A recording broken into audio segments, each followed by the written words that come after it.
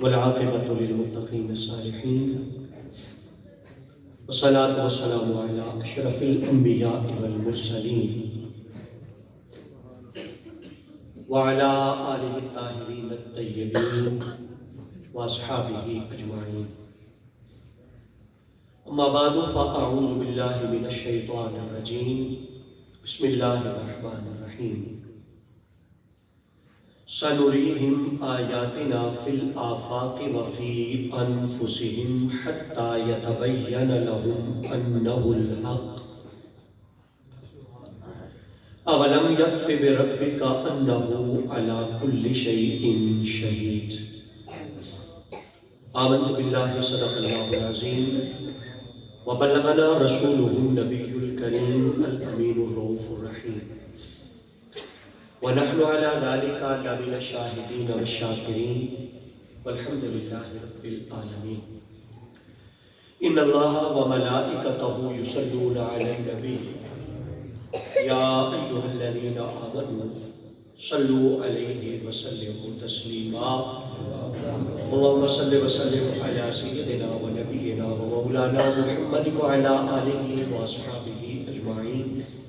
تمام حضرات مل کے ذوق شوق سے درود شریف پڑھیے. صلاۃ و سلام علیکہ یا سیدی یا رسول اللہ وعلی آلک و اصحابک یا سیدی یا حبیب اللہ. آج معراج کی رات ہے، درود شریف پڑھنے کی رات ہے. مجھے پتہ ہے سردی بہت زیادہ ہے، لیکن حضور کے نام سے ہی سردی گرمی سے بدلتی ہے. درود شریف پڑھیے ذوق شوق سے. الصلاۃ والسلام علیکہ یا سیدی یا رسول اللہ وعلی آلک و اصحابک یا سیدی. الصلاۃ والسلام علیکہ یا صاحب الحسن والجمال وعلی آلک و اصحابک یا صاحب الرفعت والکمال.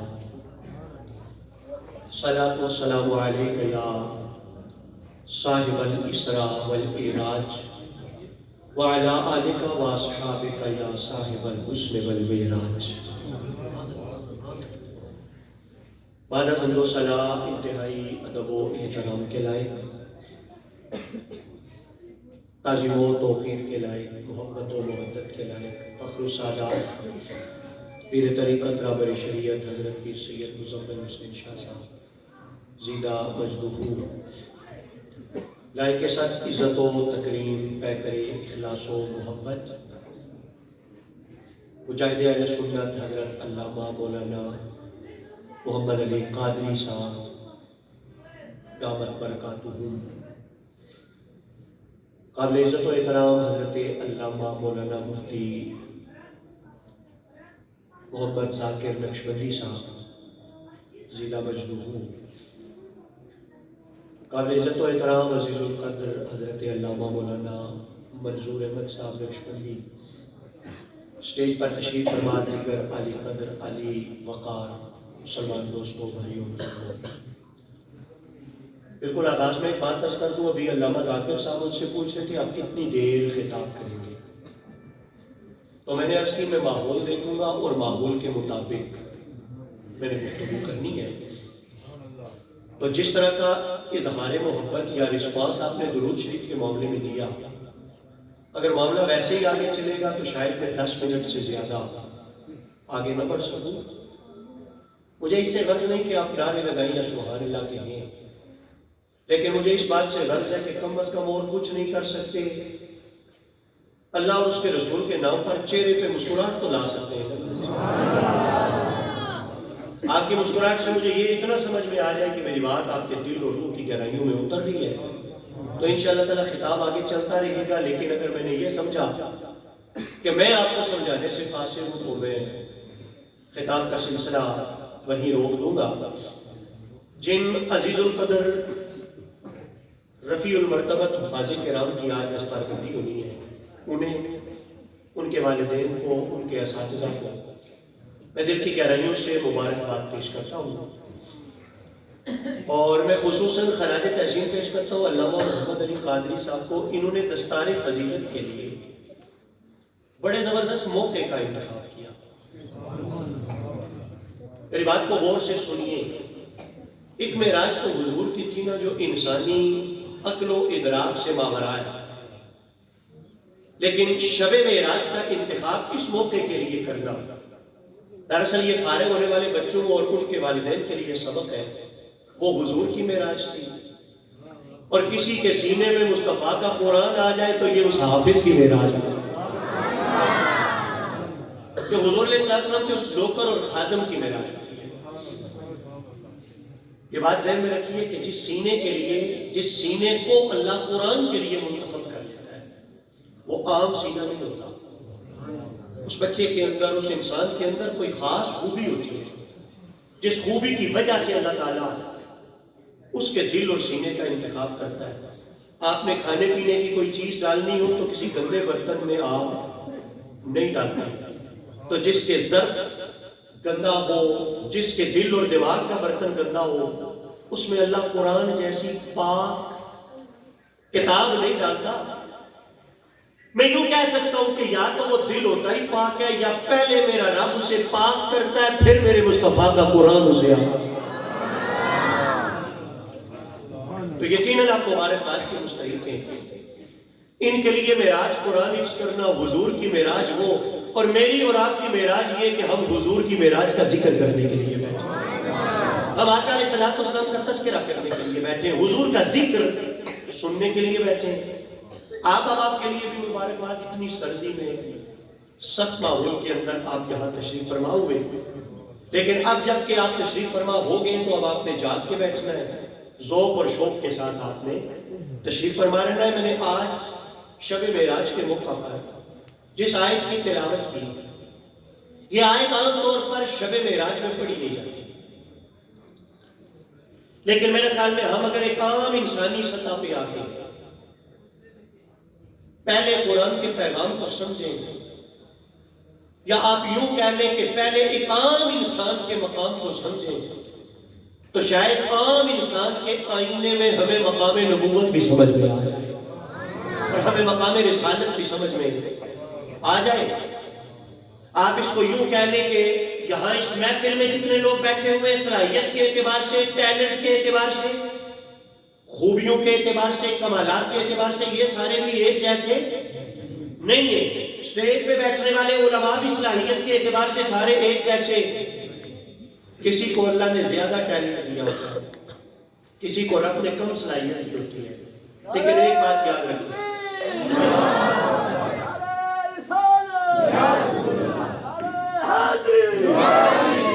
لیکن ایک بات ذہن میں رکھیے، جہاں پوری کائنات کی صلاحیتوں کا اختتام ہوتا ہے، وہاں سے نبوت کی صلاحیت کا اس سے آگے جا کے آغاز ہوتا ہے۔ جہاں پوری کائنات اختتام پذیر ہوتا ہے، مقام نبوت وہاں سے آگے ہوتا ہے۔ نعرہ تکبیر، نعرہ رسالت، نعرہ حیدر۔ اب ایک عام آدمی، اس کے بارے میں رب کریم کیا فرما رہا ہے، یہ ذرا توجہ سے قرآن مجید کا پیغام سنیے۔ یہ 25واں پارہ، اس کا پہلا صفحہ ہے، سورہ حامیم السجدہ۔ اس سورت کی یہ آخری سے پہلی سیکنڈ لاسٹ آیت نمبر 53 ہے، 53۔ رب کریم نے فرمایا سَنُرِيهِمْ آیَاتِنَا فِی الْآفَاقِ، ان قریب ہم دکھائیں گے انہیں اپنی نشانیاں آفاق کی وسعتوں میں بکھری ہوئی۔ ان قریب ہم دکھائیں گے انہیں اپنی نشانیاں آفاق کے اندر بکھری ہوئی۔ وفی انفسہم، صرف آفاق میں ہی نہیں، انہیں ان کے اپنی نفسوں کے اندر بھی ہم اپنی نشانیوں کا مشاہدہ کریں گے، اپنی نشانیوں کا جلوہ دکھائیں گے، اور دکھاتے رہیں گے حتی یتبین لہم انہ الحق، یہاں تک کہ ان کے لیے یہ بات آشکار ہو جائے کہ میرا سونا محمد بھی حق ہے، محمد کا قرآن بھی حق ہے، حضور کا دین بھی حق ہے، حضور کی شریعت بھی حق ہے۔ انگریز جب برے صغیر کے اندر تھا، بالکل آواز میں دھیان سے سنیے گا، تو آئے روز مسلمانوں کو دبانے کے لیے، مسلمان علماء کی پیٹھ لگانے کے لیے اہتمامات ہوتے رہتے تھے۔ لیکن قبلہ قادری صاحب فرق یہ ہے کہ تب انگریز علماء کی پیٹھ لگاتا تھا، اب علماء ہی علماء کی پیٹھ لگانے کے چکر میں پہلے کافر مولوی کو کاٹتا تھا، اب مولوی مولوی کو کاٹتا ہے۔ ایسے میں ٹھنڈی ہوا کا جھونکا جہاں سے حق کی آواز کی صورت میں محسوس ہو، بندے کو یوں لگتا ہے وہ اس دنیا میں نہیں رہا، اللہ نے اسے جنت میں لا کے کھڑا کر دیا۔ وہ ہم کوشش میں رہتے۔ ایک دفعہ ایسا ہوا کہ ایک انگریز پادری، وہ علماء کا ایک مجمع تھا، مجلس، بڑا اجتماع، جلسہ، اس کے اندر آیا اور وہ آ کے کہنے لگا کہ تم مسلمانوں کا دعویٰ ہے کہ ہر چیز کا علم قرآن میں ہے۔ علماء نے کہا جی بالکل ہمارا دعویٰ نہیں ہے، تو قرآن کا اعلان ہے۔ اس نے کہا لیکن میں نے الحمد سے بنداز تک پورا قرآن پڑھا ہے، مجھے قرآن میں گھوڑوں اور خچروں کا ذکر تو ملا، لیکن یہ جو آج ہوائی جہاز اڑ رہے ہیں، یہ جو کاریں، موٹر کاریں فراٹے بھرتی جا رہی ہے، چلو یہ تب کی بات ہے، آج تو اور زیادہ بلٹ ٹرینیں اور پتہ نہیں کہاں سے کہاں ہم جا پہنچے۔ اس نے کہا یہ ذکر تو کسی چیز کا قرآن میں ہمیں نہیں ملتا، پھر یا تو قرآن سے ثابت کرو یا مان لو کہ معاذ اللہ قرآن کی ساری باتیں سچی نہیں ہیں۔ اسے کیا پتا تھا کہ جو کتاب رب نے میرے مصطفیٰ کو عطا فرمائی ہے اس میں قیامت تک آنے والی ہر چیز کا تذکرہ موجود ہے۔ سائنس صدیوں بعد جہاں پہنچی، میرے مصطفیٰ کے قرآن نے صدیوں پہلے ان حقائق کو آشکار کر دیا اور دنیا والوں کے سامنے عیاں کر دیا۔ سوال تھا علماء سے، قبل اس کے کہ کوئی عالم دین بولتے، مجمع میں سے ایک عام آدمی چادر اوڑھی ہوئی درویش کھڑا ہوا اور اس نے اس انگریز پادری کو مخاطب کر کے کہا، انگریز علماء سے بعد میں پوچھنا، پہلے میرے ساتھ رابطہ کر، مصطفیٰ کے در گیا، یہ ادنا فقیر تجھے تیرے سوال کا جواب دینے کے لیے تیار ہے۔ پادری بڑا حیران ہوا، ایک عام آدمی ہے، نہ اس نے مولانا والی داڑھی رکھی ہے، نہ مولانا والی دستار سجائی ہوئی ہے، نہ کوئی جبہ پہنا ہوا ہے اور نہ کوئی اور رکھ رکھا ہوا، ایک عام آدمی، لیکن وہ کہہ رہا ہے میں جواب دوں گا، سوال قرآن سے متعلق۔ تو پادری نے اسے کہا چل تو جواب دے دے۔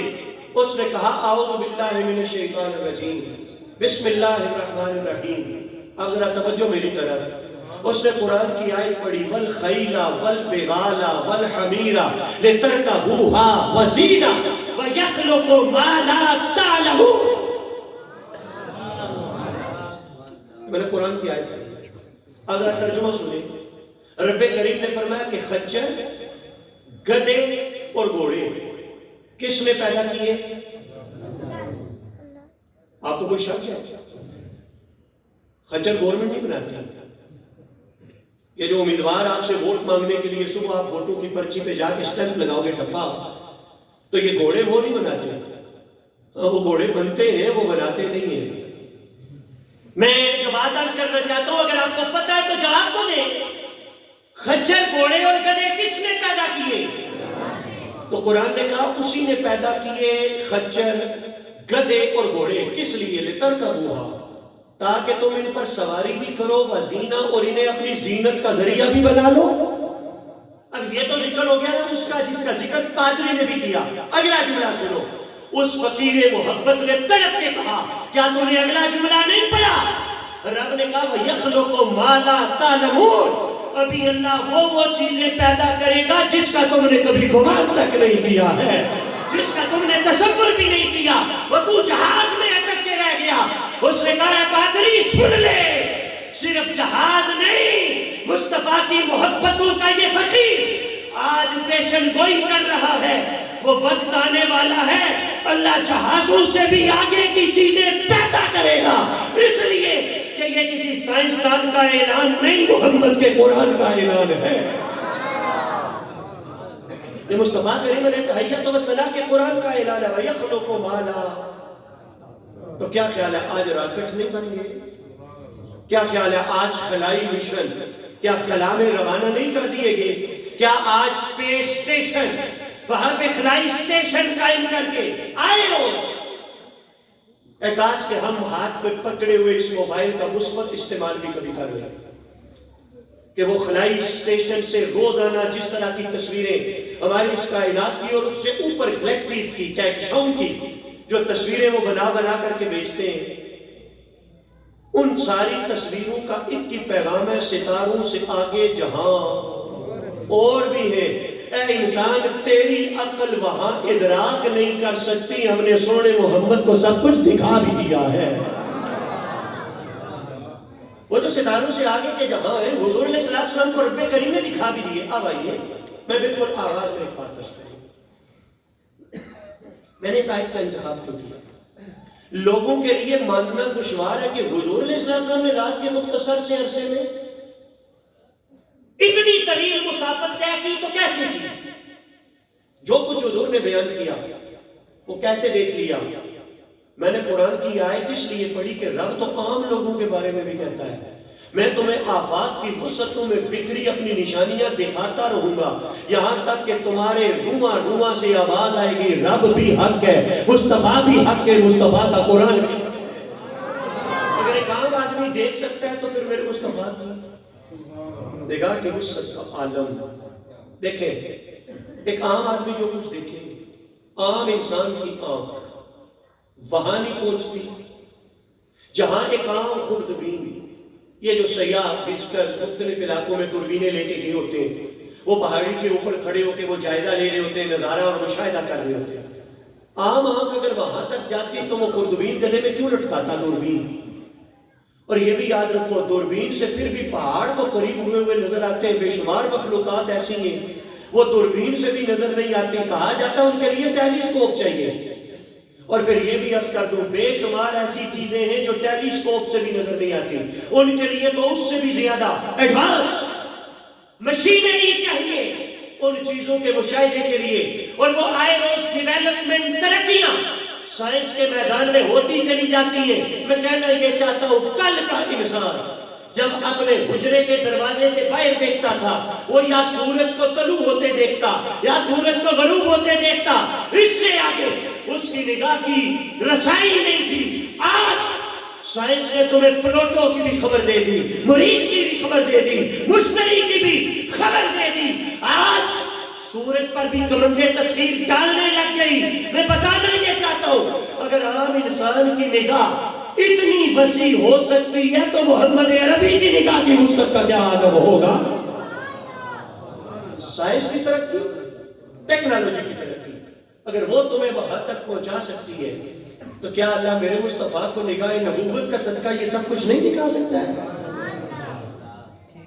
میں سوچ رہا تھا کہ میں گفتگو میں کیا بیان کروں اور کیا نہ بیان کروں، لیکن اب جو تھوڑا بہت آپ نے ہل جل کا مظاہرہ کیا تو تصور اس طرف گیا کہ چلے دو چار باتیں میں کر ہی دیتا ہوں آپ کی خدمت میں۔ دیکھیں، یہ جو لوگ جاتے ہیں نا سائنسدان خلا میں، بڑی دلچسپ باتیں آج میں نے پڑھی بی بی سی کی ایک رپورٹ کے اندر۔ میرا دل کر رہا تھا کہ میں سائنسی حوالے سے تھوڑی اسٹڈی کروں، بڑی مزیدار باتیں کروں۔ ایک دلچسپ سی بات آپ کو سناتا ہوں کہ اسپیس کے اندر جو لوگ جاتے ہیں وہ عام غذا نہیں کھا سکتے، لیکن غذا کی ضرورت تو ہے۔ انسان کھائے پیے بغیر زندہ، نہ کھانا اور نہ پینا صرف میرے اللہ کی شان ہے۔ انسان کی ضرورت ہے کہ وہ کھاتا ہے، وہ پیتا ہے۔ اچھا، اب جب انسان کھاتا پیتا ہے تو پھر اگلی ضرورت بھی ہوتی ہے اس کو، جو جسم کا حصہ بن گیا جو فالتو ہے وہ نکالنے کی بھی ضرورت ہوتی ہے۔ سائنسدان جب خلا میں جاتے ہیں تو میں نے پڑھا یہ کہ ان کے لیے غذا کا خاص اہتمام کیا جاتا ہے۔ ریشے والی غذا انہیں نہیں دی جاتی۔ ریشے والی غذا جس میں ریشے زیادہ ہو، آپ یوں کہہ لو چلو فائبر جس میں زیادہ ہو، وہ غذا اس لیے نہیں دی جاتی کہ فائبر خوراک ہضم کرنے میں ذرا جلدی کرتا ہے۔ خوراک ہضم جلدی ہوتی ہے تو واش روم کی ضرورت بھی زیادہ جلدی پڑتی ہے۔ وہ خوراک جس کے اندر ریشہ کم ہو اور وہ بھی عام حالت میں نہیں، اسے ڈرائی کر کے، خشک کر کے، یا بعض صورتوں میں اسے لیکوڈ فارم میں تبدیل کر کے، وہ ٹیوب کی مدد سے سائنسدان وہاں پہ وہ خوراک ایک تو مقدار بہت کم لیتے ہیں تاکہ واش روم کی ضرورت کم سے کم پڑے، اور دوسرا یہ کہ وہ عام پروسیس کے ساتھ وہ کھاتے بھی نہیں۔ میں ایک بات اگلی عرض کرتا ہوں، وہ ایک دفعہ میں نے ایک بڑی دلچسپ رپورٹ پڑھی، ایک سائنسدان وہ سائنسدان نہیں تھا بیسیکلی، وہ گیا سیٹلائٹ کے اندر، یہ قریب والی خلا، اس کے اندر وہ کومنٹیٹر تھا بیسیکلی، کومنٹری کرنے والا، جس کے پاس ایک مائک تھا، اور وہ مائک کے ذریعے جو ان کا ہیڈ آفس تھا وہاں کمپیوٹر کے ذریعے وہ اپنی آواز کے ذریعے وہاں انفارمیشن پہنچاتا تھا. تو کہتے ہیں کہ چونکہ وہ سائنسدان نہیں تھا، اس نے تیاری اور پریکٹس ٹریننگ پوری نہیں لی ہوئی تھی، تو وہ کھازنا زیادہ گیا، پی گیا زیادہ، اسے ضرورت پڑی پیشاب کی، اس نے شور مچا دیا مجھے پیشاب کرنے کی اجازت دی جائے. ادھر سے جو اسٹیشن والے تھے وہ کہتے تھے نہیں. آخر 2 گھنٹے کی کشمکش کے بعد اس نے کہا جی میں شلوار گیلی کرنے لگا ہوں. میری بات توجہ سے سنیے. تو میں نے اس رپورٹ کے اندر پڑھا کہ انہوں نے آخر کہا کہ اچھا چل جو کرنا ہے کر. کہتے ہیں اس نے تو سکون پا لیا، لیکن وہ جو خلائی شٹل تھا اس کا وجود خطرے میں پڑ گیا. وہ جب قطرے چند ایک پیشاب کے گرے تو اس کا وجود خطرے میں پڑ گیا. اب اس بات کو یہاں رکھیں، بھئی اتنی محنت کر کے خوراک ٹرائی کر کے خوراک کو لیکوڈ فارم میں چینج کر کے پھر چند دنوں کے لیے خلا بازوں کو، سائنسدانوں کو خلا میں بھیجا جاتا ہے. لیکن اب اگر آپ کی توجہ ہو تو میں ایک بات عرض کروں گا، اتنا طویل سفر جو مسجد حرام سے شروع ہوا جنت تک پہنچا، اتنا طویل سفر جو مسجد اقصی سے ہوتا ہوا عرش معلیٰ تک پہنچا، وہاں سے دنافت اللہ کی منزلوں تک پہنچا. ایک بات، ایک سائنسدان کا قول آپ کو سناؤں. اس نے کہا اگر حضور روشنی کی رفتار سے سفر کرتے، کس رفتار سے؟ تو اتنے سفر کے لیے 27 نوری سال چاہیے. عام سال نہیں، 27. اچھا مجھے احساس ہے کہ میں کہاں خطاب کر رہا ہوں، میں زیادہ آپ کو آزمائش میں بھی نہیں ڈالتا. نوری سال میں فرق کیا ہے؟ جو روشنی ہے نا، روشنی، لائٹ، اس کے سفر کی رفتار کیا ہے؟ تیز سے تیز گاڑی ہو. ہماری موٹر وے سے زیادہ ہمارے پاس زمینی سفر کا کوئی ذریعہ پاکستان کے اندر ابھی تک نہیں ہے. تو موٹر وے پہ لیمٹ ہے 120، 120 فار LTV اور 110 اور 100 فار HTV، کہ جو کاریں وغیرہ ان کے لیے 120 کلومیٹر فی گھنٹہ، 120 کلومیٹر فی. بلٹ ٹرین ہو تو وہ 300 سے 400 کلومیٹر فی گھنٹہ. لیکن روشنی کی رفتار ہے 30 لاکھ میٹر. چلو میں آسان کر دوں، 30 لاکھ نہیں 30 کروڑ. اگر میں اس کو آسان کروں تو 3 لاکھ کلومیٹر. میں نے ابھی آپ کو کیا بتایا، بلٹ ٹرین 300 سے 400 کلومیٹر سے 1 گھنٹے میں، اور روشنی سفر کرتی ہے 3 لاکھ کلومیٹر، وہ بھی 1 سیکنڈ کے اندر. اب سمجھے، اگر 3 لاکھ کلومیٹر فی سیکنڈ کی رفتار سے وہ سفر طے ہو تو یہ والے 27 سال چاہیے جو زمین کے اعتبار سے اربوں سال بنتے، کروڑوں نہیں، اربوں سال. میرا سوال، اس سونے مدینے والے نے اربوں سال کا سفر طے کیا، قبلہ شاہ جی کیا حضور کو کھانے پینے کی ضرورت نہیں پیش آئی؟ کیا حضور نے صلی اللہ علیہ وسلم کو غذا کی ضرورت پیش نہیں آئی؟ حضور نے تو کوئی پروسیس فوڈ حضور نے ساتھ نہیں رکھی. تو سوال ہے گزارا کیسے ہوا؟ میں حضور کی ایک سیرت کا باب آپ کے سامنے لاتا ہوں، بڑی مشہور بات ہے، میں یہاں اس کو مربوط کر رہا ہوں. حضور نے صلی اللہ علیہ وسلم نے صوم وصال رکھنا شروع کیا. صوم وصال کا مطلب ہوتا ہے لگاتار روزہ. لگاتار روزے کا مطلب یہ ہے نہ افطار کرنا ہے نہ سحری کرنی ہے. آج روزہ سحری کے وقت شروع کیا، افطاری کے وقت کوئی افطاری نہیں کی، اسی طرح دوبارہ نیت کر لی، سحری کے وقت بھی کچھ نہ کھایا، لگاتار حضور نے روزہ رکھا. صحابہ نے دیکھا، وہ تو اطاعت اور غلامی کی تصویر تھے، انہوں نے دیکھا سونے آقا رکھتے تو ہم کیوں نہ رکھیں. صحابہ نے بھی روزے رکھنے شروع کر لیے، صوم وصال، لگاتار روزہ. لیکن مزیدار بات یہ کہ حضور ہیں، صحابہ ہیں. صحابہ نے روزے رکھنے شروع کیے، رنگ زرد پڑنے لگا، چہرہ کمزور ہونے لگا. آقا علیہ السلام نے دیکھا، حدیث کے لفظوں کا مفہوم ہے، حضور نے السلام نے دیکھا صحابہ کے چہرے زرد پڑے ہوئے، تو حضور نے پوچھا کہ میں کیا دیکھتا ہوں، تمہارے چہرے چوزے کی طرح کمزور اور زرد کیوں پڑے؟ اور انہوں نے عرض کی یا رسول اللہ ہم بھی لگاتار روزے رکھ رہے، صوم وصال.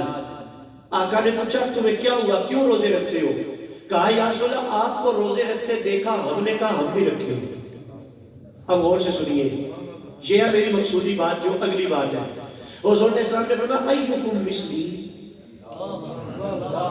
اور تم میں سے مجھ محمد جیسا کون ہو؟ تم میں سے مجھ محمد جیسا کون؟ آپ کی توجہ ہے؟ حضور کن سے کہہ رہے ہیں؟ ابو بکر صدیق سے۔ کس سے کہہ رہے ہیں؟ حضرت عمر سے۔ کس سے کہہ رہے ہیں؟ حضرت عثمان سے۔ کس سے کہہ رہے ہیں؟ میرے مولا علی سے۔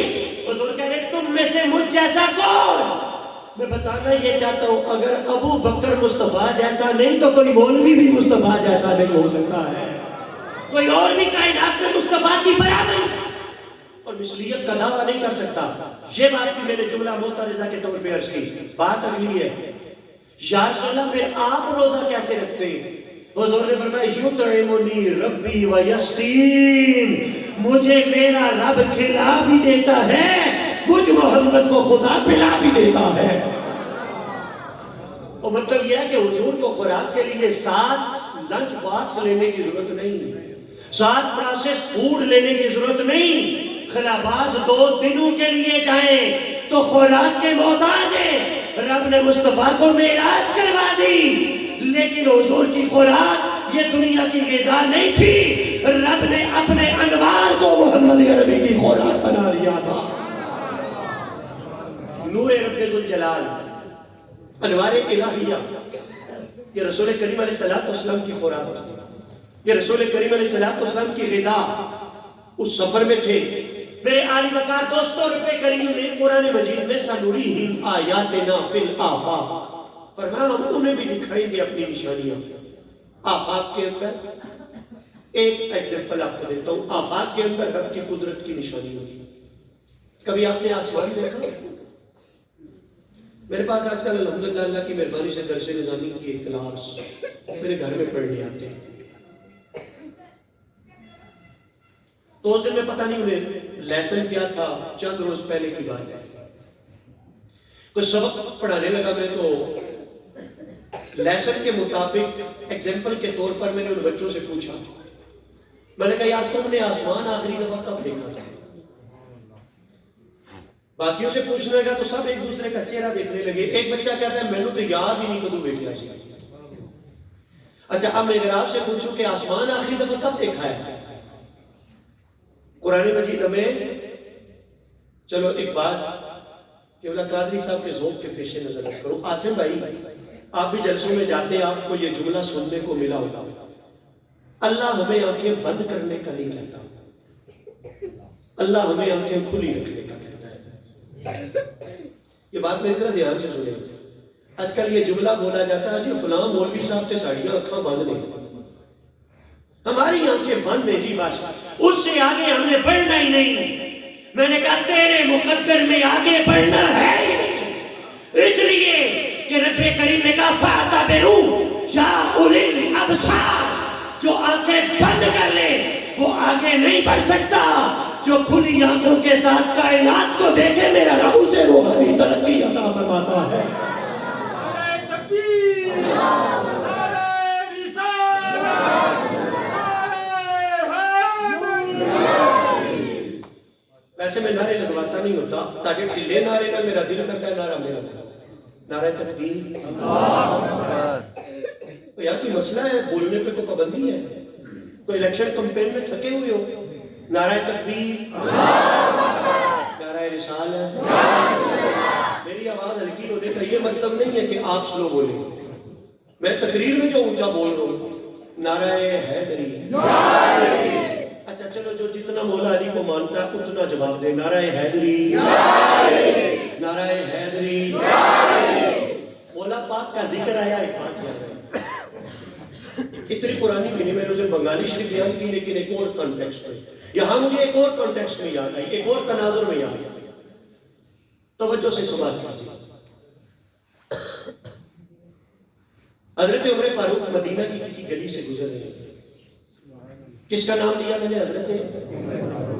حضرت امیر المومنین خلیفۃ المسلمین کی حیثیت سے، ان کی خلافت کا دور ہے، زمانہ بھی خلافت عمر، مدینہ کی کسی گلی سے گزر رہے 2 بندے آئے، آ کے کہا امیر المومنین آپ سے ملاقات کو آئے، جی ملاقات کیجیے، کہا جی ایک مسئلہ پوچھنا ہے، پوچھئے، کہا کنیز کی طلاقیں کتنی ہوتی ہیں؟ لونڈی کی، آزاد عورت کی طلاقیں ہوتی ہیں 3۔ علامہ ذاکر نقشبندی صاحب آپ تو عالم دین ہیں، آپ کو پتا ہے نور الازہار کے طالب علم کو بھی پتا ہے کنیز کی طلاقیں کتنی ہیں، تو کیا خیال ہے حضرت عمر کو نہیں تھا پتا؟ لیکن حضرت عمر فاروق سے جب انہوں نے پوچھا نا تو حضرت عمر فاروق نے دونوں کو پکڑا نا ہاتھ سے سیدھے لے آئے مسجد نبوی میں۔ میں نے پہلے آپ کو بتایا مسجد نبوی میں حضور نہیں ہے مظاہر، اس لیے کہ یہ دور عمر ہے، خلافت عمر کا زمانہ، تو حضور وصال فرما چکے ہیں۔ اب بتاتا ہوں مسجد نبوی میں کیوں لائے۔ اندر داخل ہوئے، دیکھا سامنے ایک علمی مجلس سجی ہے، علمی حلقہ قائم ہوا ہے، لوگ حلقہ بنا کر کے بیٹھے ہوئے، درمیان میں روایت کے الفاظ کا مفہوم ہے ایک چمکدار سر والی شخصیت۔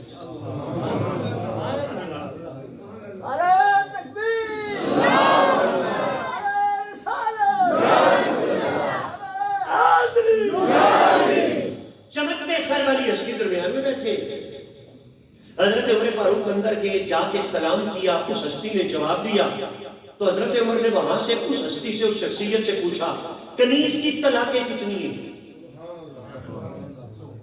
اچھا وہ جو شخصیت بیٹھی تھی نا انہوں نے زبان سے جواب نہیں دیا، انہوں نے یوں ہاتھ سے اشارہ کیا کہ میری انگلیاں دیکھ رہے ہیں آپ، چلے میں صرف اشارہ کر رہا ہوں، اب آپ بیان کریں کنیز کی طلاقیں کتنی ہیں؟ کتنی ہیں؟ 2۔ حضرت عمر فاروق نے ان دونوں کو مخاطب کر کے کہا بھئی تمہارے مسئلے کا جواب یہ ہے آزاد عورت کی طلاقیں ہیں 3 اور کنیز کی طلاقیں ہیں 2۔ ان میں سے ایک شخص کہنے لگا اے امیر المومنین آپ ہیں، خلیفۃ المسلمین آپ ہیں، مسئلہ پوچھنے کے لیے ہم آپ کے پاس آئے، آپ نے ہمیں پکڑا مسجد نبوی میں لے آئے، یہاں آ کے اس شخص سے آپ نے مسئلہ پوچھا، اس نے بھی زبان سے نہیں بتایا، صرف اشارہ کیا، آپ نے آنکھ بند کر کے یقین کر لیا۔ اچھا اب آپ کی توجہ چاہتا ہوں، آپ نے آنکھ بند کر کے یقین کر لیا؟ تو حضرت عمر فاروق تڑپے اور تڑپ کے کہا کہ لگتا یہ ہے تم جانتے نہیں یہ شخصیت ہے کون؟ وہ کہنے لگا جی نہیں میں نہیں جانتا، کہا یہ ابو طالب کا بیٹا مولا علی،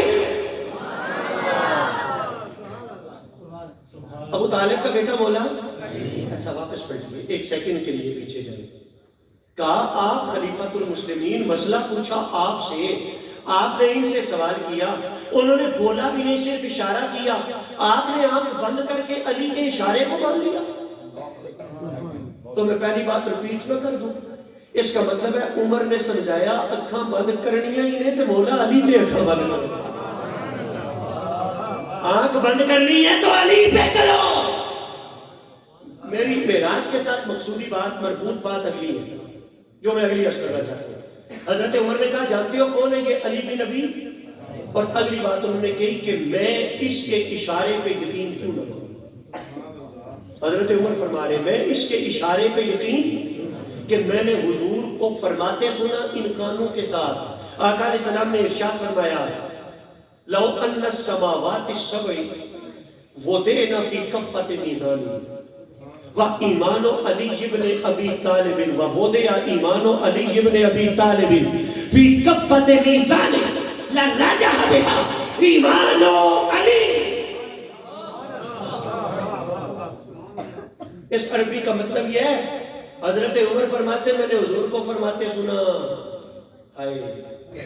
آج کل بڑا درد ہوتا ہے مولوی صاحبان کو کل ایمان کا نعرہ سن کر۔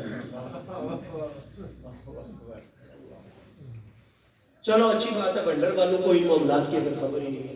کل ایمان یک زبان، مومن منافق کی پہچان، میرے پاک علی کا نام، نعرہ حیدری،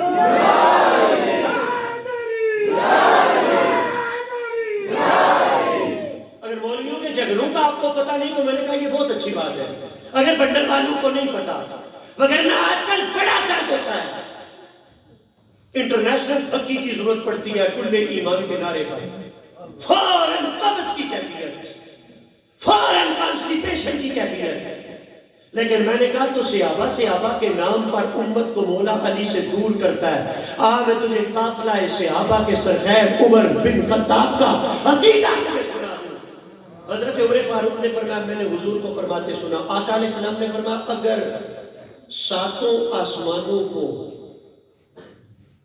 اگر ترازو کے ایک پلڑے میں رکھ دو، علی کا ایمان ترازو کے دوسرے پلڑے میں رکھ دو. حضور فرماتے ہیں 7 آسمانوں کا وزن ہلکا پڑ جائے گا، علی کے ایمان کا وزن زیادہ ہو جائے گا. آپ کی توجہ ہے؟ چلے قرآن مجید کا تو وزن ہی کوئی نہیں. میں دونوں ہاتھ میں پکڑنے لگا تھا. یہ دیکھیں یہ کوٹ میں نے پہنا ہوا، اس کا وزن میں نے اٹھایا ہوا. کتاب میرے ہاتھ میں ہے.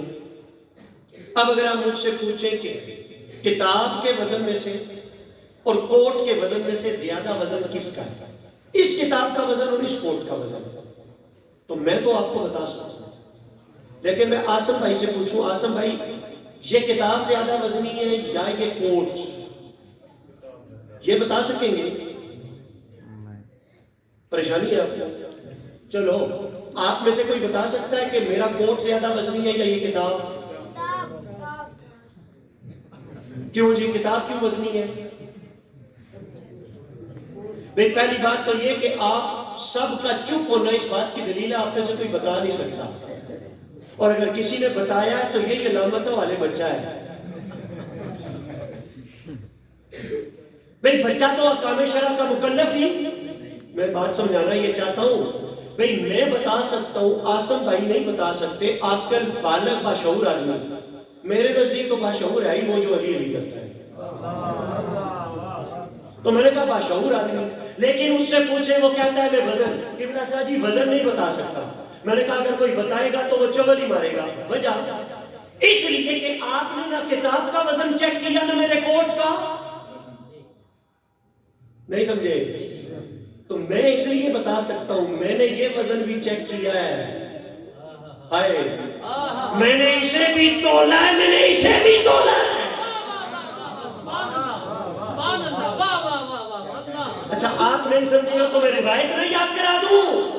حضرت عمر نے کہا اگر 7 آسمان ترازو کے ایک پلڑے میں رکھو، علی کا ایمان دوسرے میں، 7 آسمانوں کا وزن ہلکا، علی کے ایمان کا وزن. اگر حضور بتا رہے وزن بھاری کس کا ہلکا کس کا، اس کا مطلب مدینے والے نے علی کا ایمان بھی تولا تھا، 7 آسمان بھی. تم اس چکر میں پڑھ کے دیکھا یا نہیں؟ مصطفیٰ کی حدیث بتاتی ہے مصطفیٰ نے دیکھا بھی تھا، رب نے مصطفیٰ کی ہتھیلی پہ گویا 7 آسمان رکھتے دیے تھے. بھئی کتاب ہتھیلی پہ ہے تو میں تول سکتا ہوں، تولنے کا طریقہ یہی ہے نا. تو اس کا مطلب ہے 7 کے 7 آسمان مصطفیٰ کی مٹھی میں. تو یار جس کی مٹھی کی طاقت کا یہ عالم ہے اس سونے محمد کی طاقت کا کیا عالم ہوگا؟ وجود مصطفیٰ کی طاقت اس کا کیا عالم ہوگا؟ سنریہم آیاتنا فی الآفاق. اچھا اگلی بات آپ توجہ سے سنیے، جو بات میں عرض کرنا چاہتا تھا. آسمان، بات یہاں سے چلی. آپ نے آسمان دیکھا؟ نہیں دیکھا تو آج جا کے دیکھنا. آپ سے اگر میں یہ پوچھوں کہ اس آسمان پہ ستارے کتنے ہیں، آپ بتا سکتے ہیں؟ آپ بتا سکتے ہیں؟ حضور نے بتایا تھا کہ نہیں؟ کب کہاں؟ کوئی دلیل دے سکتے ہیں؟ کب کہاں؟ آج کل بڑے لوگ مفکر ٹان ٹان ٹان کرنے والے پیدا ہوئے ہیں جو کہتے ہیں اسی صرف کتاباں نہیں گل بننی. تو یہ تو مجھے پتا آپ نے عشق و محبت کے اندر اور عقیدت کے اندر کیا دیا کہ حضور نے تارے گنے. لیکن میں اگر آپ سے پوچھوں کہ دلیل کیا ہے تو بھئی دلیل ہے نا وہ سیاستہ کی حدیث کہ حضرت عائشہ صدیقہ نے پوچھا تھا کہ یا رسول اللہ اس آسمان کے ستاروں کے برابر بھی کسی کی نیکیاں ہیں؟ تو اس کا مطلب ہے حضرت عائشہ کا عقیدہ تھا حضور کو ہماری نیکیوں کا بھی پتہ ہے، ستارے کتنے ہیں ان کا بھی پتہ ہے. چلو اس کو یوں سمجھو، میری جیب میں 100 کے نوٹ کتنے، آسم بھائی کی جیب میں کتنے، کوئی بتا سکتا ہے؟ لیکن اگر آسم بھائی نے میری جیب والے گنے ہو، میں نے ان کے گنے ہو، تو شاید میں بتا سکوں، اس لیے کہ میں نے گن لیے۔ حضرت ام المومنین نے حضور سے پوچھا یا رسول اللہ ستاروں کے برابر؟ حضور نے یہ تو نہیں کہا عائشہ یہ کیا سوال ہوا، میں کوئی ستارے تھوڑا ہی۔ آپ کو اپنا زمانہ تعلیمی یاد آیا ہوگا، ہمارے ادارے میں ایک پروگرام ہوا تھا ہاسٹل گولڈن نائٹ کا۔ ہاں، اس میں ایک بچے نے ایک نغمہ پڑھا تھا، گن گن تارے لنگ دیاں راتاں، سپاں وانگن ڈنگدیاں راتاں، ہم گن گن تارے۔ میں یہ شاعر شاعری کرے تو وہ محاورہ تو بولتا ہے گن گن تارے لنگ دیاں راتاں، لیکن تارے کوئی گننے بیٹھے گنتی مکمل نہیں ہوتی، گن سکتا کوئی نہیں۔ لیکن حضور نے یہ نہیں کہا کہ میں ستارے تھوڑے گنتا ہوں۔ حضور علیہ السلام نے فرمایا کہ ہاں عائشہ میں محمد تجھے بتاتا ہوں، عمر کی نیکیاں آسمان کے ستاروں سے بھی زیادہ ہیں۔ اس کا مطلب ہے عمر کی نیکیاں بھی حضور کو پتہ ہے، آسمان کے ستارے بھی۔ حضرت عائشہ صدیقہ کا چہرہ ذرا افسردہ ہوا، پوچھا پریشان کیوں ہو گئی ہے؟ کہا میں تو ایکسپیکٹ کر رہی تھی میرے بابا کا نام لیں گے۔ عائشہ صدیقہ کے بابا حضرت ابوبکر صدیق، تو حضور علیہ السلام نے فرمایا غم کیوں کرتی ہے؟ تیرے بابے کی ایک رات۔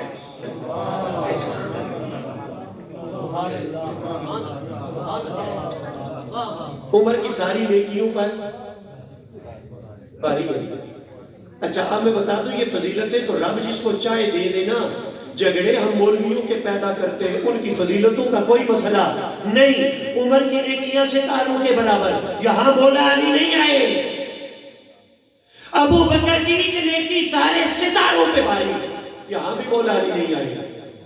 لیکن جب علی کی باری آئی تو مصطفیٰ نے فرمایا ضربت علی، علی کی خندق والے دن کی ایک ضرب جنات و انسان کی ساری عبادتوں پر پائی۔ مطلب یہ حضور کو وہ بھی پتا، حضور کو یہ بھی پتا۔ آئیے بات پھر طویل سے طویل ہوتی ہے۔ میں نے آج یہ کی تھی کہ جا کے کبھی آسمان دیکھ لیا کرو، آج ہی جا کے دیکھنا۔ لیکن اگر کوئی آج دیکھ کے آیا ہو، میں پوچھوں تارے کتنے، کوئی بتا سکتا ہے؟ یہ جو ہمیں دکھائی دیتے ہیں یہ ستارے نظر نہیں آتے۔ میں اب آپ کی خدمت میں عرض کرتا ہوں، اس طرح کی اس کائنات کے اندر جدید جو ماہرین فلکیات ہیں وہ کہتے ہیں 1 کھرب سے زیادہ کہکشائیں اس جیسی موجود ہیں۔ کروڑ ارب نہیں، 1 کھرب سے زیادہ کہکشائیں، ان میں سے ایک کہکشاں جسے کہتے ہیں ملکی گلیکسی، ملکی، یہ آج ہی جائیں جا کے گوگل پہ لکھیں، اس ایک کہکشاں کے اندر ستاروں کی تعداد ہے 3 ارب سے لے کے 4 ارب تک۔ میں آپ سے یہ پوچھتا ہوں، آپ یہ والے نہیں گن سکتے؟ سائنسدانوں کے پاس وہ علم کہاں سے آیا کہ انہوں نے ایک کہکشاں کے تارے بتا دیے 3 ارب سے، اچھا ایک کہکشاں کے 3 ارب سے 4 ارب، اور اس طرح کی 1 کھرب کہکشائیں، تو ستارے کتنے؟ اگر یہ بات آپ آج سے 400 سال پہلے کرتے، کیا کل کا انسان مان سکتا تھا؟ لیکن آج کے انسان نے صرف مانا نہیں، جانا بھی، دیکھا بھی۔ اب قرآن کا پیغام سنو، سَنُرِيهِمْ آیَاتِنَا فِي الْآفَاقِ، ہم انہیں اپنی نشانیاں دکھائیں گے آفاق کی وسعتوں میں بکھری ہوئی۔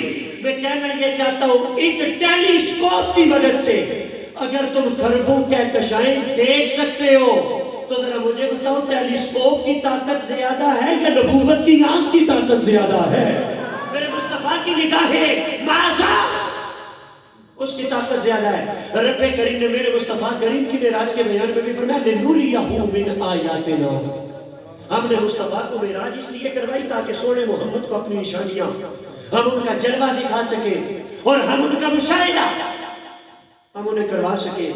سائنس اتنی ترقی کر رہی ہے، آج کل کے سائنٹیفک دور میں حضور کی معراج کو تسلیم کرنا انسان کے لیے کوئی مشکل نہیں رہا۔ لیکن حضور کی شان کے حوالے سے ایک بات صرف عرض کرتا چلوں، صرف ایک بات عرض کروں۔ کہتے ہیں کہ یہ جب آپ خلا میں سفر کرنا شروع کرتے ہیں، آپ کا ایک زون ہے جسے کہتے ہیں کہ یہ ارتھ گریویٹی کا زون ہے، وہاں پہ کشش ثقل زمین اپنی طرف کھینچتی ہے۔ فرمایا اس زون سے آگے بھی چلے جاؤ تو کشش ثقل ختم نہیں ہوتی لیکن گھٹتی ضرور ہے. اس کے بعد جو انسان کی فلاسفی ہے وہ کشش ثقل سے اس کو بچاتی ہے.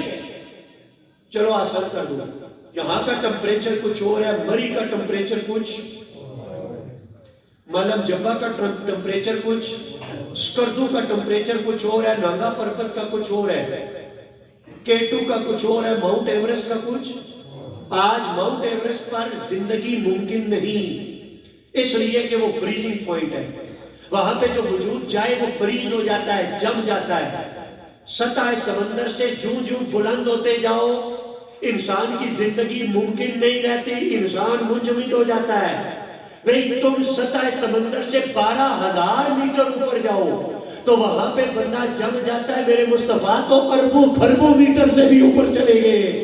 نہ کشش ثقل نے مصطفیٰ کو روکا، نہ فریزنگ پوائنٹ اور زون میرے مصطفیٰ کو روک سکا.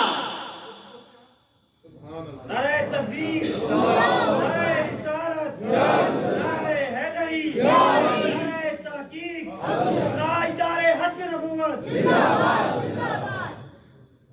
میں نعرہ لگاتا ہوں، نعرہ تحقیق، نعرہ تحقیق، نعرہ تحقیق.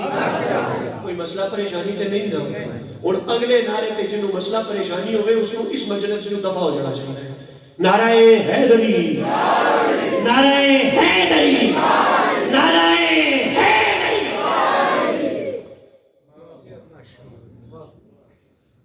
اچھا میری بات دھیان اور توجہ سے سماعت کیجئے. میں نے کہا نہ ارتھ گریویٹی زون نہ فریزنگ زون. اس کے بعد آج میں نے ایک بات اور پڑھی، میری معلومات میں یہ ٹرم پہلی دفعہ آئی. اس کی جو کنسیپٹ تھا، تصور وہ تھا یہ والی ٹرم. کہتے ہیں جی فضا کے اندر کچھ وار ہولز کیوں ہیں، فضا کے اندر کچھ خلا کے اندر سپیس کے اندر وار. اچھا وار ہول کو سائنسدانوں نے دو طرح سے سمجھا. ایک تو یہ کہ وہ جلا کے بھسم کر دینے والا زون ہے، اور دوسری اس کی ڈیفینیشن اور تعریف یہ ہے شارٹ کٹ راستے. شارٹ کٹ مثال کوئی نہیں حضور کی، لیکن توجہ سے سنیے ذرا بات سمجھاتا ہوں. علامہ ذاکر صاحب سے میری بات ہو رہی تھی عصر کی نماز کے لگ بھگ.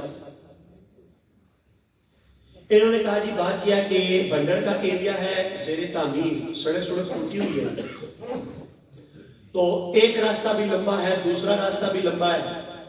ایک راستہ اگر ہم تھوڑا سا سنگل وے لے لیں رانگ سائڈ سے آ جائیں تو وہ بڑا شارٹ راستہ ہے. آپ ہمیں اسی طرف سے لے کے آئے. اس کا مطلب ہے ایک راستہ ہوتا ہے لمبا، ایک راستہ ہوتا ہے شارٹ اور مختصر. تو کہتے ہیں یہ جو شارٹ کٹ راستے ہوتے ہیں نا وہ وار ہولز ہیں.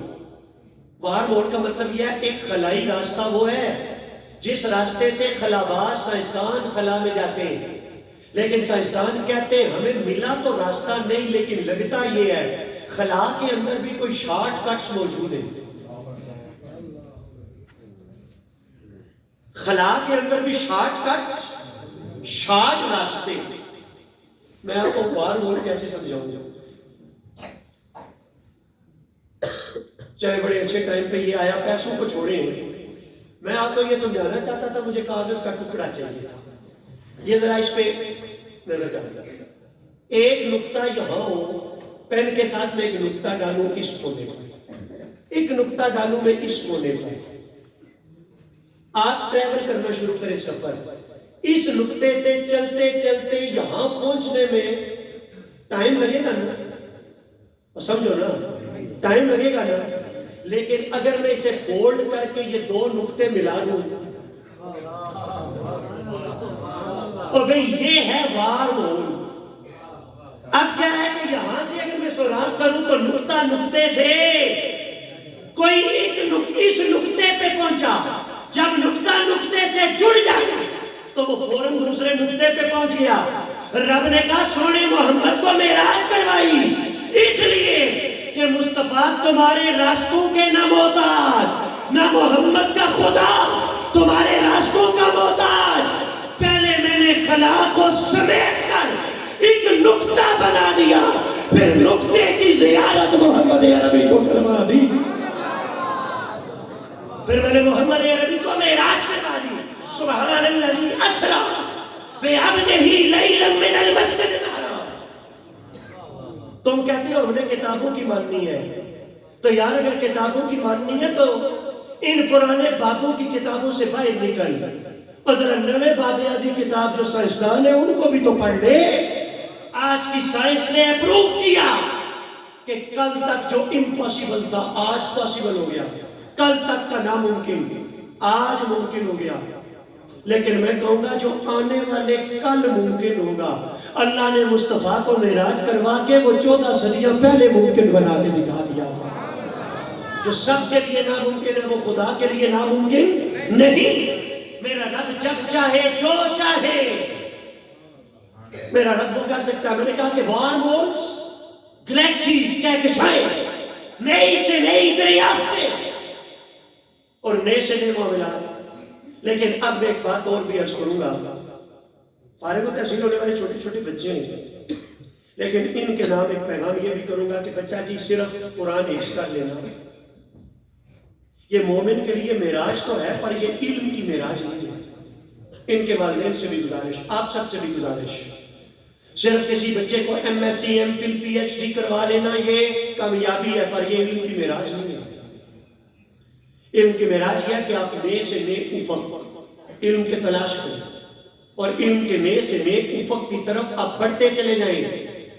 پتہ ہے یہ مولوی لوگ بھی بیچارے نوکریوں کے چکر میں کیوں ہوتے ہیں؟ پی ایچ ڈی کرنے والا بھی پی ایچ ڈی کیوں کرتا ہے؟ مجھے پچھلے دنوں میرے ایک بڑے مخلص دوست نے کہنے لگے مفتی صاحب آپ کو پی ایچ ڈی کرنی چاہیے. میں نے کہا جی کیوں کرنی چاہیے؟ کہتے ہیں یونیورسٹی لیول پہ جاب مل جائے گی آپ کو. تو میں نے کہا جی پھر کیا ہوگا؟ روٹی تو میرا رب آپ ہی دے رہا ہے. میں سمجھانا اور بات چاہتا ہوں، پی ایچ ڈی کرنے والا بھی پی ایچ ڈی کرتا ہے کس لیے کہ میں نوکری کروں گا. لیکن یاد رکھو علم نوکری کے لیے نہیں حاصل کرنا، علم کے لیے حاصل کرنا، علم ترقی کے لیے حاصل کرنا ہے، علم اس کائنات کے مشاہدے اور مطالعے کے لیے علم حاصل کرنا ہے. رسول کریم علیہ السلام کی ایک حدیث آپ کو سنانا چاہتا ہوں. حضرت درار بن عمر حضرت قتادہ سے روایت کرتے ہیں. یا یہ حضرت قتادہ کا اپنا قول ہے پھر بھی تابعی کا قول بھی حدیث کہلاتا ہے، یا یہ حضور کی حدیث. فرمایا باب من العلم، علم کا ایک باب، علم کا صرف ایک باب جسے آدمی حاصل کرتا ہے لیکن کس لیے؟ نوکری کے لیے نہیں، لصلاح نفس ہی، اپنے نفس کی اصلاح کی. علم کا ایک باب جو بندہ حاصل کرتا ہے اپنے نفس کی وَصَلَاحٍ مِّن بَعْدِهِ، اور فرمایا کہ جو اس کے بعد والے لوگ ہیں ان کی اصلاح کے لیے، اپنی اصلاح کے لیے اور پوری کائنات کی اصلاح کے لیے جو شخص علم حاصل کرتا ہے، فرمایا افضل من عبادت حول، ایک باب کا علم حاصل کرنا پورے سال کی عبادت سے زیادہ افضل ہے. لیکن علم وہ جو اپنے نفس کی اصلاح کے لیے، علم وہ جو لوگوں تک اللہ کے دین کا پیغام پہنچانے کے لیے. میں نے بہت پہلے ایک جگہ پہ یہ بات درس کی تھی، آج حضور کی معراج کے ساتھ اس کو مربوط کروں گا میں، اور دستار فضیلت کے جلسے کے ساتھ بھی مربوط کروں گا. آیت کریمہ تو آپ نے سن لی، ماحول بن گیا تو میں نے گفتگو، اللہ نے میری صحت کا ماحول بھی بنا دیا الحمدللہ. حضور کی معراج کے صدقے اللہ ہم سب پر اپنا فضل فرمائے، اپنا کرم فرمائے. میرے عالی وقار دوستو، یا آپ نے تاریخ میں سنا ہوگا دارا اور سکندر. آپ نعت خوان نعت میں بھی یہ دو اصطلاحیں پڑھتے ہیں، ہاں ہمیں دارا اور سکندر سے کیا غرض، ہم تو حضور کے در کے غلام ہیں. یہ دارا بھی ایک بادشاہ گزرا ہے اور سکندر بھی.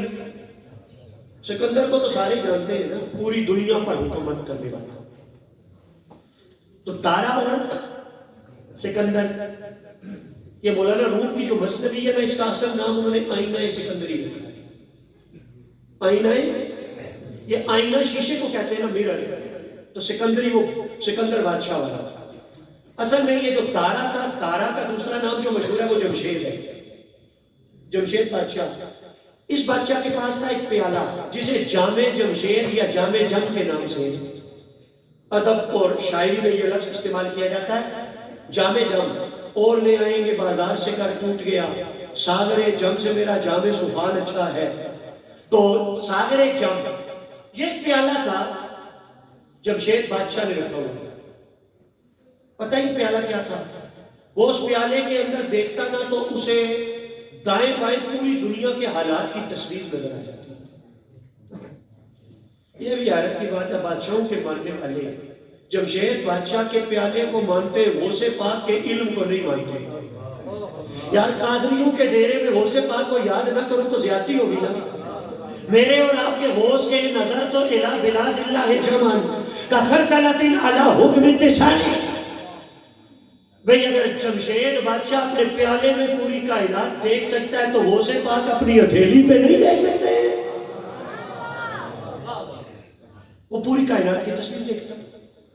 جمشید اور دارا دو بڑی طاقتیں جو آپس میں ٹکرانے والی تھی. جب میں بچہ تھا تو تب کے دور میں رشیا اور امریکہ کی آپس میں انبنتی کلیش تھا. ہماری آئی ایس آئی کی مدد سے سوویت یونین کو توڑا گیا، رشیا کو توڑا گیا، اور اب آپ کو پتا ہے سخت جنگ ہے چائنا اور امریکہ کے درمیان، بیسیکلی طاقت کے اصول کی جنگ. اس وقت دارا اور سکندر دو بڑی طاقتیں، ان کے درمیان آپس میں ہمیشہ جنگ رہتی ہے. اچھا مزیدار بات سنیں، سکندر جب حملہ کرنے کی تیاری کرتا وہ ادھر سے اپنا لشکر تیار کرتا بڑا سیکرٹ رکھ کے پوشیدہ، لیکن یہ جو جمشید بادشاہ یہ اپنا پیالہ سامنے رکھتا نظر آ جاتا فوجیں آ رہی ہیں تو یہ پہلے احتیاطی تدابیر کر کے فوجوں کو الرٹ کر دیتا. نتیجہ یہ نکلا کہ وہ جو سکندر تھا کئی مرتبہ حملہ کیا، پوری دنیا فتح کی، لیکن وہ دارا کی سلطنت کو فتح نہ کر سکا. کئی حملوں میں ناکامی کے بعد اس نے سائنسدان بلائے، اس دور کے علماء، انہیں بلا کے کہا یار اس کے پیالے کا کوئی توڑ کرنا ہے، اس کے پیالے سے زیادہ طاقتور کوئی چیز بنانی ہے. میں آپ کو کہانی قصہ نہیں سنا رہا، میں آپ کو حضور کی معراج تک پہنچاتا ہوں انشاءاللہ. اب ان سائنسدانوں نے سر چھوڑا، مل بیٹھے، کئی مہینوں کی محنت کے بعد انہوں نے بنایا ایک آئینہ، ایک شیشہ. اس آئینہ سکندری کو سمجھنے سے پہلے آپ کو ایک مثال سمجھاؤں. کبھی پہاڑی علاقے میں سفر کیا ہے؟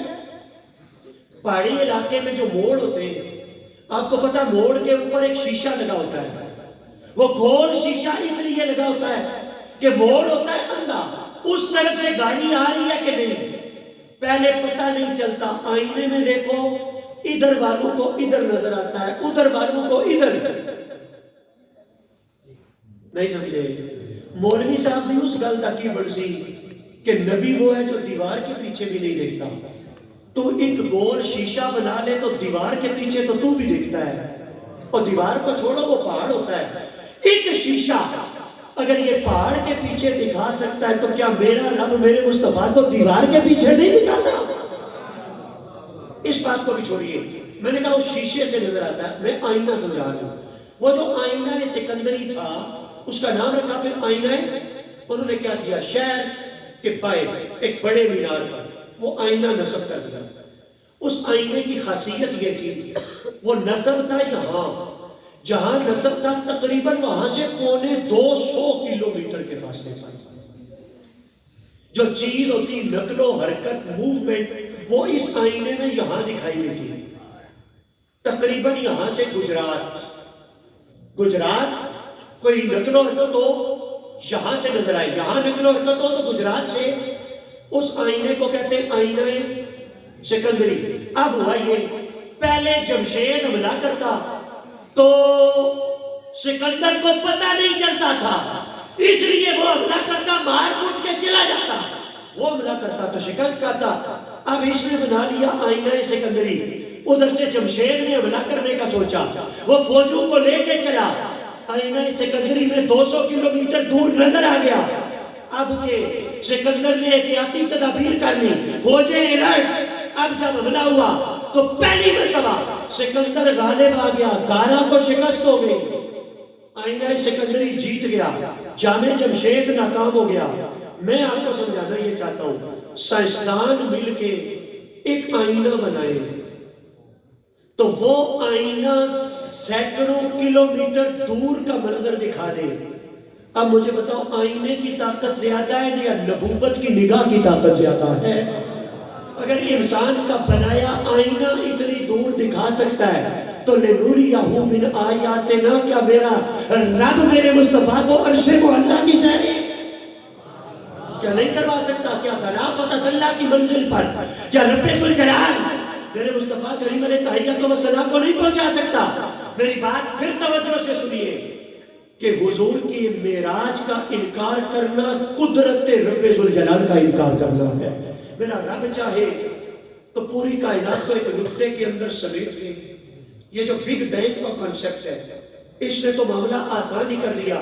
یہ پوری کائنات پہلے ایک نقطے کی طرح تھی، سائنسدان کہتے ہیں پھر ایک بگ بینگ، ایک بڑا دھماکہ ہوا اور یہ پوری کائنات مارز وجود میں آ گئی۔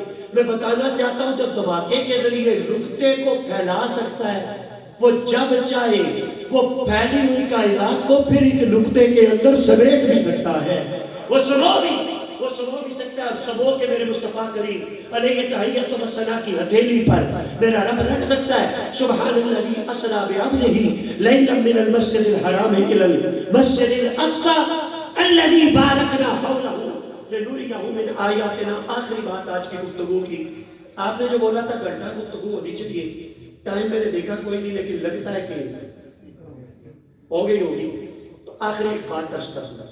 علامہ فخر الدین رازی رحمۃ اللہ علیہ نے دستار فضیلت کے حوالے سے یہ بات ہے، ان بچوں کے نام، ان بچوں کے والدین کے نام آپ سب کے نام۔ میں نے ابھی ایک بات چڑھی، علم نوکریوں کے لیے نہیں سیکھنا، علم کے لیے سیکھنا ہے، علم اللہ کی رضا کے لیے سیکھنا ہے، علم حضور کی نگاہ کے لیے سیکھنا ہے۔ علامہ رازی لکھتے ہیں ایک شخص تھا بے روزگار، کوئی کام کاروبار نہیں تھا۔ آج کی رات کا ایک پیغام بھی سنتے چلے، بڑی اچھی بات میری نظر سے گزری۔ کسی اللہ والے کے پاس کوئی بندہ گیا، اس نے جا کے کہا کہ بابا جی میرا مسئلہ حل کرے۔ کہا کیا مسئلہ ہے؟ کہا کہ جو کام کرتا ہوں وہ الٹا ہوتا چلا جاتا ہے، جس چیز میں سونے میں آٹا ڈالوں مٹی ہو جاتی ہے، ہر کام الٹا، ہر کام الٹا، ہر کام الٹا۔ کوئی طریقہ بتائیں الٹے کام سیدھے ہو جائے۔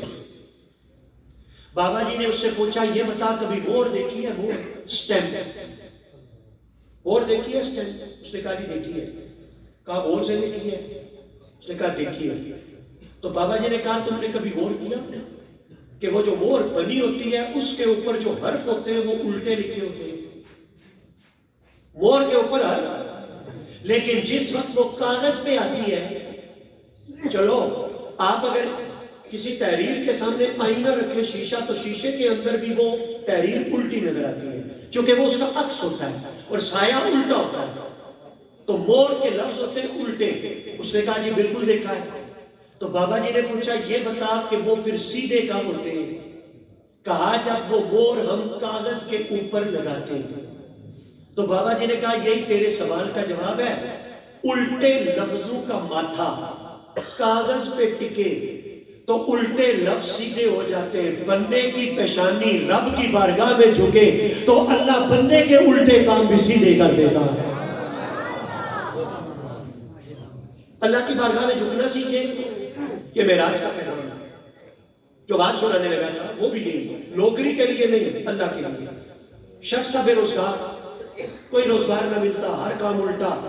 اس نے کہا چلو بادشاہ سلامت کے پاس جاتے ہیں۔ بادشاہ کا کوئی ٹائم مخصوص تھا، لوگ اس نے وہاں کے فریادیں اپنی پیش کر سکتے ہیں۔ چلا گیا بادشاہ سے جا کے کہا بے روزگار ہوں، کوئی روزگار بتائے، کوئی جاب نوکری دے دے۔ بادشاہ اس سے پوچھنے لگا یہ بتا کچھ پڑھا لکھا بھی ہے کہ نہیں؟ اس نے کہا نہیں ہوں ان پڑھ۔ بادشاہ نے کہا اس طرح کر تیرا میں وظیفہ لگا دیتا ہوں، پڑھائی کا خرچہ یہ تو خرچہ لیتا رہے اور فلاں جگہ جا، یونیورسٹی کالج یا مدرسے میں داخلہ لے، پڑھ، جب فارغ و تحصیل ہو جائے گا پھر آنا، پھر نوکری بھی لے گا۔ چلا گیا، داخلہ لے لیا، پڑھنا شروع کیا۔ جب فارغ و تحصیل ہو گیا تو اب بادشاہ کی طرف نہ گیا۔ پھر بات غور سے سنو، ڈیرا لگا کے کسی جگہ بیٹھ گیا، لوگوں کو علم پڑھانا شروع کر دیا۔ ایک وقت آیا بادشاہ کا گزر ہوا، نظر پڑی تو بادشاہ پہچان گیا یہ بندہ تو وہی ہے۔ تو بادشاہ اس سے کہنے لگا کہ تو وہی نہیں جو میرے پاس آیا تھا؟ جی میں وہی ہوں۔ سرکاری خرچے پہ پڑا تھا؟ جی وہی ہوں۔ کہا تو نوکری ڈھونڈنے آیا، جب پڑھ لیا تو نوکری ڈھونڈنے نہیں آیا، نوکری مانگنے نہیں آیا۔ اس نے کہا بادشاہ سلامت، جب تک علم نہیں سیکھا تھا تب تک سمجھتا تھا تیری نوکری پار لگائے گی. اب جب علم سیکھا ہے تو علم نے یہ شعور عطا کر دیا ہے کہ ان بادشاہوں کی نوکری پار نہیں لگاتی، اس رب کی بارگاہ میں جھکنا یہ بندے کو پار لگاتا ہے. اب جب علم سیکھا تو اب دنیا کی نوکری میری ضرورت نہیں رہی، علم کی خدمت کرتا ہوں، رب اس کے صدقے روٹی بھی عطا کر دیتا ہے، میرا رب روزی بھی عطا فرما دیتا ہے. میرے البتہ دوستو، رزق اور روزی کا وعدہ رب ذوالجلال نے کر رکھا ہے. علم روزی اور روٹی کے لیے نہیں. اگر علم روٹیاں کمانے کا ذریعہ بنایا جائے تو پھر یہی فسادات ہوتے جو آج ہم معاشرے کے اندر دیکھ رہے. اللہ تعالیٰ مجھے اور آپ کو آج کی رات کا صدقہ حقیقی علم کی دولت عطا فرمائے. آج کی رات کے مقدس ساتوں کا واسطہ اللہ ہمارے گناہوں کو معاف فرمائے. اللہ تعالیٰ ان بچوں کو بہترین روشن روحانی اور دینی مستقبل عطا فرمائے. اللہ اس ادارے کو دن چگنی رات چگنی ترقی عطا فرمائے. وآخر دعوانا الحمدللہ.